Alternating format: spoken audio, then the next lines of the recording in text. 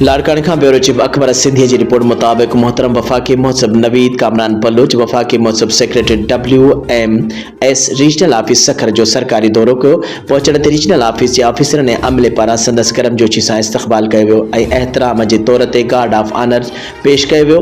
पंहिंजे दौरे दौरान मोहतरम महसब ऑफिसरनि ऐं अमले सां हिकु तफ़सीली मुलाक़ात कई।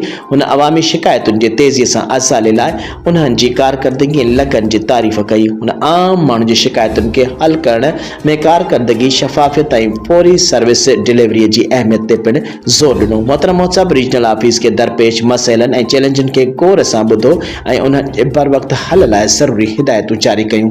हुन सखर रीजनल ऑफिस जे कम खे वधीक मज़बूत करण लाइ हेड ऑफिस खां मुकमल सहकार जो यकीन ॾियारियो ऐं दौरो वफ़ाकी महसब सेक्रेटरीट जे मैंडेट तहत इदारे जी कारकर्दगी खे वधाइण ऐं अवामी सर्विस डिलीवरी खे बहितर बनाइण जे नए अज़म सां ख़त्म थियो।